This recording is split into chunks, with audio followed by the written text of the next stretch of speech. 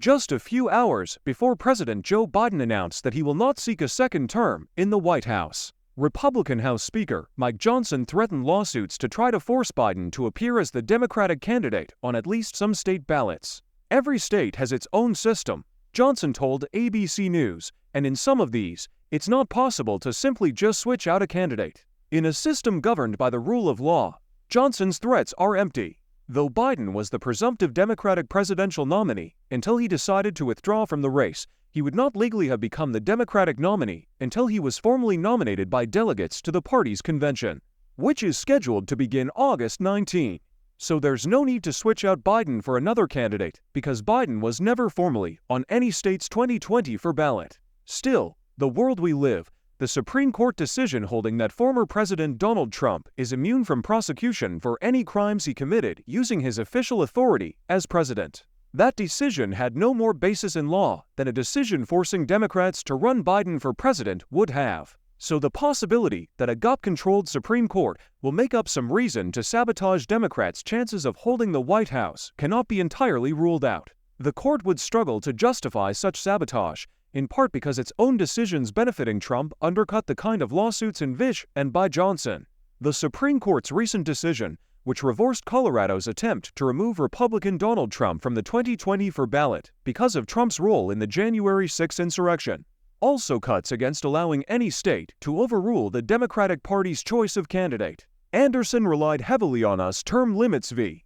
Thornton 1995, which held that powers over the election of federal officers had to be delegated to, rather than reserved by, the states. That means that, even if a state wanted to remove the Democratic presidential nominee, who will almost certainly be Vice President Kamala Harris, from the ballot and replace her with Biden, it would have to point to a federal constitutional provision or law permitting it to do so. State laws generally do not prevent Democrats from putting Harris on the ballot instead of Biden, though Speaker Johnson did not identify which state laws might prevent Democrats from nominating Harris instead of Biden as their presidential candidate. The Heritage Foundation, a far-right think tank closely aligned with the GOP, published a memo claiming that 3 states, Georgia, Nevada, and Wisconsin, may have laws that will frustrate the Democratic Party's transition from Biden to Harris. But none of these states' laws should be read to prevent Harris from appearing as the Democratic Party's nominee on the 2024 ballot.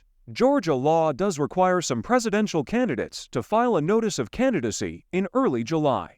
But that same law exempts the nominees of political parties that held a national convention and therein nominated candidates for president and vice president of the United States. In case there is any uncertainty about what the Georgia law means, Gabriel Sterling, a high-ranking state elections official, confirmed on X, formerly known as Twitter, Monday morning that whoever Democrats choose at their August convention will appear on the Georgia ballot. Similarly, in Nevada, regulations promulgated by the Secretary of State's office provide that each major political party must provide the names of the party's respective candidates for president and vice president of the United States to the Secretary of State by not later than 5 p.m. on the first business day of September of the year of a presidential election.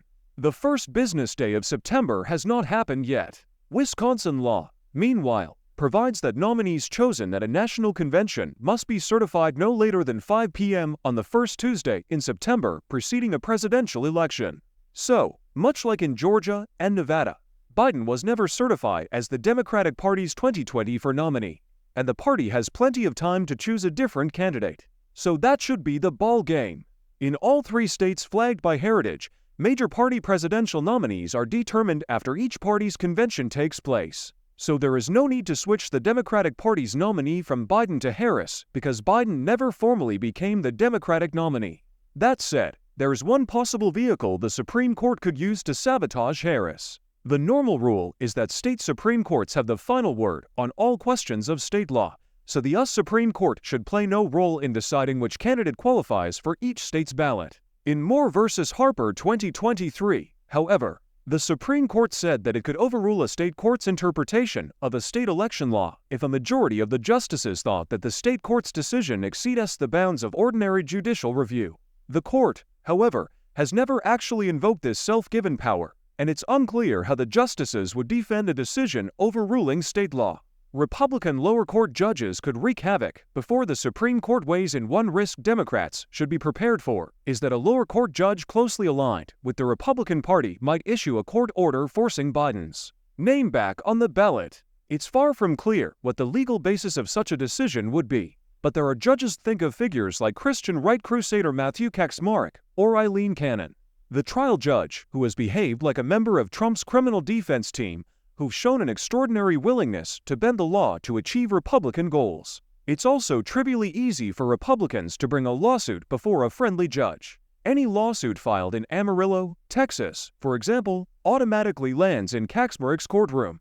Would the Supreme Court affirm a decision by someone like Kacsmaryk or Cannon, which sought to rig the 2020 election for Donald Trump? Again, such a decision would require an unusual amount of cynicism by the justices, even by the standards of this unusually cynical Supreme Court.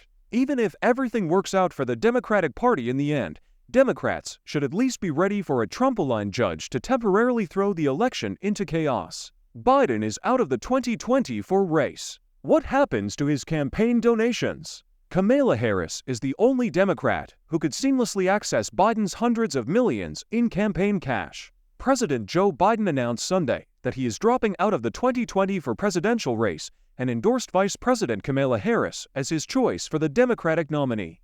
A practical question follows: what happens to his campaign funds? The Biden campaign said it had $140 million in cash on hand earlier this month, compared to former President Donald Trump's $331 million. Campaign finance rules put some limits on what Biden can do with that money now that he's no longer running for president. The money isn't just in limbo, however. Though it's not yet completely certain whether Harris will become the nominee, she'd need Biden's delegates at the Democratic National Convention to assume the candidacy. Though his endorsement certainly puts her ahead of any possible competition, she could access Biden's funds more easily than another Democrat. And the campaign pot only seems to be growing. Major Democratic donors, some of whom had paused their contributions after Biden's disastrous debate performance last month due to concerns about his candidacy, reportedly reopened their wallets after Biden's announcement Sunday. Biden and Harris already share funds in a campaign committee under campaign finance laws that allow the president and vice president to run together as one ticket, said Sourav Ghosh, the Campaign Legal Center's director of federal campaign finance reform. If she were to remain on the ticket as the presidential nominee, the new ticket would maintain access to all the funds in the campaign committee, Ghosh added. That would make Harris's transition to the top of the ticket seamless, at least when it comes to the money. What happens to Biden's campaign funds if Harris isn't the nominee?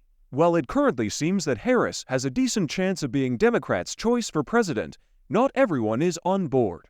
Some lawmakers have appeared to back an open process of some sort to select the new Democratic nominee, including former House Speaker Nancy Pelosi and former President Barack Obama. It would be difficult for another Democrat to challenge Harris, given that she now has Biden's endorsement and the support of millions of Americans who already voted for the Biden-Harris ticket. So even if there is an open process either at the Democratic convention or before it, Harris would have a good shot at winning the nomination. But if she doesn't and drops off the ticket entirely, she and Biden couldn't just transfer their millions to another Democrat. Campaign finance laws impose a limit of only $1,000 per election for transfers from one candidate to another. There are a few potential workarounds, but it is unlikely that any would allow the new candidate to take full advantage of the value of Biden's campaign coffers. For one, Biden could offer to refund the money to donors who could then contribute to the new candidate's campaign, Ghosh said. But this is an unreliable method. Refunding the money to donors is no guarantee that they will contribute to the Democratic ticket again and relies on them to do the legwork.